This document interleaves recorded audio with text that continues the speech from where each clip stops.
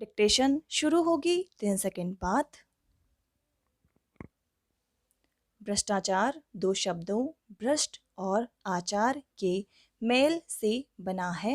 भ्रष्ट शब्द के कई अर्थ होते हैं। मार्ग से विचलित, ध्वस्त एवं बुरे आचरण वाला तथा आचरण का अर्थ है चरित्र, व्यवहार या चाल चलन। इस प्रकार भ्रष्टाचार का अर्थ हुआ अनुचित व्यवहार एवं चाल चलन। विस्तृत अर्थों में इसका तात्पर्य व्यक्ति द्वारा किए जाने वाले ऐसे अनुचित कार्य से है जिसे वह अपने पद का लाभ उठाते हुए आर्थिक या अन्य लाभों को प्राप्त करने के लिए स्वार्थपूर्ण ढंग से करता है। इसमें व्यक्ति प्रत्यक्ष या अप्रत्यक्ष रूप से व्यक्तिगत लाभ के लिए निर्धारित कर्तव्य की जानबूझकर अवहेलना करता है। रिश्वत लेना देना, खाद्य पदार्थों में मिलावट, मुनाफाखोरी, अनैतिक ढंग से धन संग्रह, कानूनों की अवहेलना करके अपना उल्लू सीधा करना आदि भ्रष्टाचार के ऐसे रूप हैं जो भारत ही नहीं दुनिया भर में व्याप्त है। भारतीय नीति शास्त्रियों ने सदाचार ही सबसे बड़ा धर्म है की बात कही है।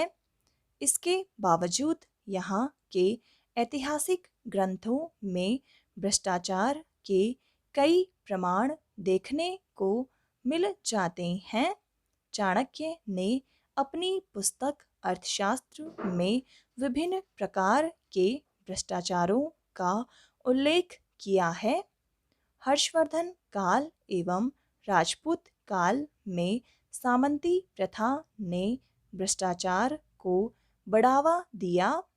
सल्तनत काल में फिरोज तुगलक के शासन में सेना में भ्रष्टाचार एवं रिश्वतखोरी के प्रमाण मिलते हैं, पर भ्रष्टाचार में बढ़ोतरी के मामले मुगल काल में दिखे और ब्रिटिश काल के दौरान इसने भारत में अपनी जड़ें पूरी तरह जमा ली। पूर्व प्रधानमंत्री श्री लाल बहादुर शास्त्री ने कहा था, भ्रष्टाचार को पकड़ना बहुत कठिन काम है, लेकिन मैं बलपूर्वक कहता हूँ कि यदि हम इस समस्या से गंभीरता और दृढ़ संकल्प के साथ नहीं निपटेंगे तो हम अपने कर्तव्यों का निर्वाह करने में असफल हो जाएंगे।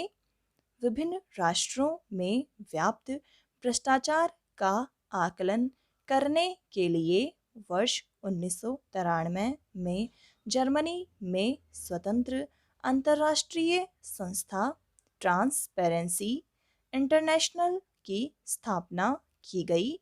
इस गैर सरकारी संस्था के द्वारा करप्शन परसेप्शन इंडेक्स के आधार पर वर्ष 1995 से भ्रष्टाचार के मामले में विश्व के विभिन्न देशों की सूची जारी की जा रही है। सीपीआई द्वारा 0 से 10 के पैमाने पर भ्रष्टाचार का आकलन किया जाता है। इसके अनुसार जिस देश के सीपीआई का मान जितना अधिक होता है वह देश उतना ही कम भ्रष्ट माना जाता है और जिस देश का सीपीआई का मान जितना कम होता है उस देश में भ्रष्टाचार उतना ही अधिक होता है। आज हमारे देश में धर्म, शिक्षा, राजनीति, प्रशासन, कला, मनोरंजन, खेलकूद इत्यादि सभी क्षेत्रों में भ्रष्टाचार ने अपने पांव फैला दिए हैं। धन की लिप्सा ने आज आर्थिक क्षेत्र में कालाबाजारी, मुनाफाखोरी, रिश्वतखोरी आदि को बढ़ावा दिया है। नौकरी पेशा वाला व्यक्ति अपने सेवा काल में इतना धन अर्जित कर लेना चाहता है जिससे सेवानिवृत्ति के बाद का उसका जीवन सुखपूर्वक व्यतीत हो सके। पैरा भ्रष्टाचार की वजह से जहां लोगों का नैतिक एवं चारित्रिक पतन हुआ है, वहीं दूसरी ओर देश को आर्थिक क्षति भी उठानी पड़ी है। आज भ्रष्टाचार के फलस्वरूप अधिकारी एवं व्यापारी वर्ग के पास काला धन अत्यधिक मात्रा में इकट्ठा हो गया है। इस काले धन के कारण अनैतिक व्यवहार, मद्यपान, वेश्यावृत्ति, तस्करी एवं अन्य अपराधों में वृद्धि हुई है। भ्रष्टाचार के कारण उन लोगों में अपने उत्तरदायित्व से भागने की प्रवृत्ति बढ़ी है। सामुदायिक हितों के स्थान पर व्यक्तिगत एवं स्थानीय हितों को महत्व दिया जा रहा है। संपूर्ण समाज भ्रष्टाचार की गिरफ्त में है। सरकारी विभाग भ्रष्टाचार के अड्डे बन चुके हैं। कर्मचारी गण मौका पाते ही अनुचित लाभ उठाने से नहीं चूकते। राजनीतिक स्थिरता एवं एकता खतरे में है। नियमहीनता एवं कानूनों की अवहेलना में वृद्धि हो रही है। भ्रष्टाचार के कारण आज देश की सुरक्षा के खतरे में पड़ने से भी इनकार नहीं किया जा सकता है। अतः ज़रूरी है कि इस पर जल्द से जल्द लगाम लगाई जाए।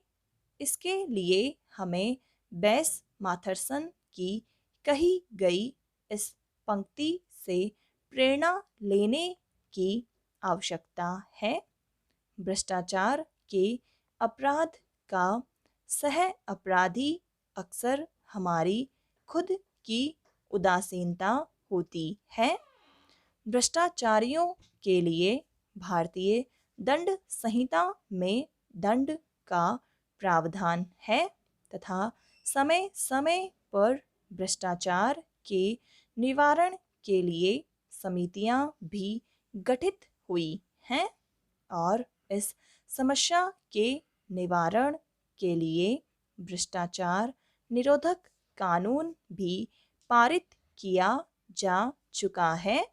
फिर भी अब तक इस पर नियंत्रण स्थापित नहीं किया जा सका है।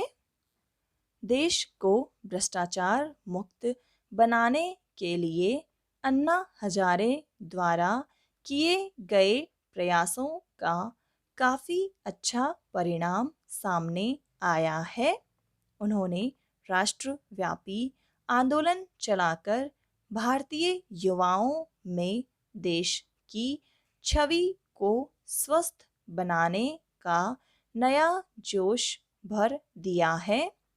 लोकपाल विधेयक उन्हीं के प्रयासों का प्रतिफल है।